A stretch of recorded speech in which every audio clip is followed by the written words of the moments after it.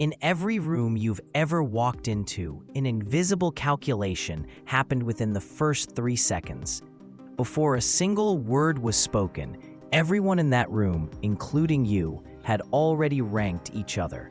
It's a silent, subconscious hierarchy that determines who gets listened to, who gets ignored, and who gets the benefit of the doubt. We call it status. But most people get it completely wrong. They think status is about the car you drive, the brand on your watch, or how many followers you have. But psychology tells a different story. True social status is a deep-coded biological language. It's the difference between the person who tries to look important and the person who is important. Welcome to Social Script. Today, we're diving into the psychology of status. By the end of this video, you won't just understand why we respect certain people instinctively. You'll understand the specific behavioral triggers that signal high status to the human brain, and more importantly, how you can stop accidentally signaling low status in your daily interactions. To understand status, we have to go back, way back. Whether we like it or not, we are carrying around 300,000-year-old hardware in a 2026 world. In our ancestral past, your place in the hierarchy wasn't just about ego, it was about survival. High-status individuals got the best resources, the most protection, and the highest chance of passing on their genes. Because of this, the human brain evolved to be a status scanning machine. Neuroscience shows that when we perceive someone as high status, our brains actually process their information differently. A study published in the Journal of Neuroscience found that we pay significantly more attention to the faces and voices of those we perceive as being higher in the social hierarchy. We literally tune into them like a radio frequency. But here is the viral secret. Status is not a fixed trait. It is a performance. Sociologists often divide status into 2 categories: dominance and prestige. Dominance is status gained through force or intimidation. Think of the alpha archetype that's often talked about in toxic circles. But prestige? Prestige is status granted freely by others because of your skills, your wisdom, or your value to the group.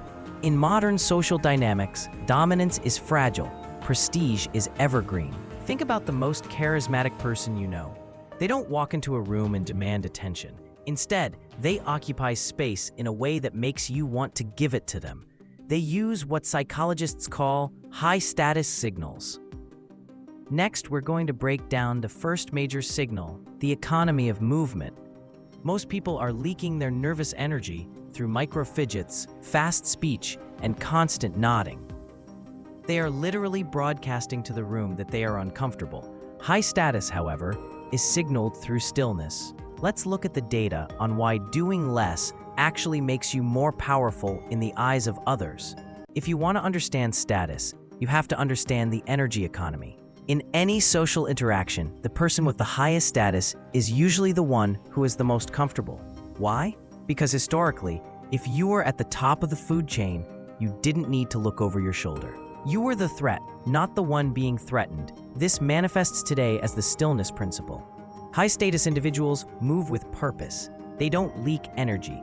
When they speak, they don't use their hands to fill the silence with nervous gestures. They use them to emphasize a point. When they're listened to, they don't feel the need to nod constantly to prove they're following along. This is called reactive versus proactive behavior. Low-status behavior is reactive. You react to every noise, every comment, and every shift in the room. High-status behavior is proactive. You set the pace. Now, let's talk about why most people fail. They fall into the approval trap. We've all seen it. The person who laughs a little too hard at a boss's joke, or the one who constantly asks, "Does that make sense?" after every sentence. In psychology, this is known as seeking rapport. While rapport is good, excessive rapport seeking signals that you value the other person's opinion more than your own. It's a submissive signal. The psychology of status dictates that as soon as you try to earn respect, you've already lost it. Respect is a byproduct of high-value behavior, not a reward for being nice. Let's look at eye contact. There's a common myth that high status means staring someone down. That's not true. That's just aggression. True high-status eye contact is about visual dominance ratio. This is the ratio of how much you look at someone while you are speaking versus how much you look at them while they are speaking. Research shows that high-status individuals look at their partners significantly more when they are the ones talking, but may look away more when they are the ones listening. It's a subtle signal that says, I am the source of the value here. But behavior is only half the battle. To be evergreen in your status, you need competence. In 1970s, researchers developed expectation states theory. It suggests that we assign status based on performance expectations. If the group believes you are the most likely to lead them to a solution, they will give you the floor. This is why someone who is a quiet expert can walk into a room and instantly command more respect than a loud amateur. The secret to viral-level charisma is combining this competence with warmth. If you are high status but low warmth, people will envy you, but they will also look for reasons to tear you down. But if you are high status and high warmth, that is the formula for a leader. Next, we're going to discuss the paradox of status.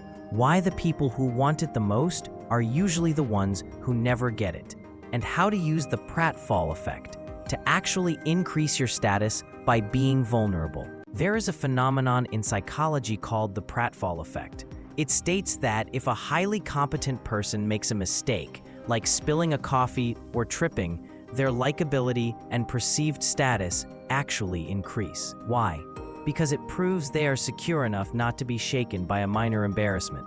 On the flip side, if an incompetent person makes the same mistake, their status drops. This brings us to the most important lesson of this video. Status is internal. You cannot project what you do not possess. If you are constantly worried about how you are being perceived, your brain will trigger low-status signaling automatically. Your shoulders will hunch. Your voice will go up in pitch at the end of sentences, and you will speak faster to avoid being interrupted. To master the psychology of status, you must practice outcome independence. This is the ability to enter a social situation without needing a specific result. When you don't need the job, the date, or the approval, you naturally default to high-status behaviors. You become the alpha not through dominance, but through the ultimate prestige, self-possession. As we wrap up today's deep dive into human behavior, remember this. Status isn't a ladder you climb. It's a signal you broadcast. Master stillness. Stop the nervous micro-movements. Control the pace. Speak slightly slower than you think you should. Offer value. Don't seek approval.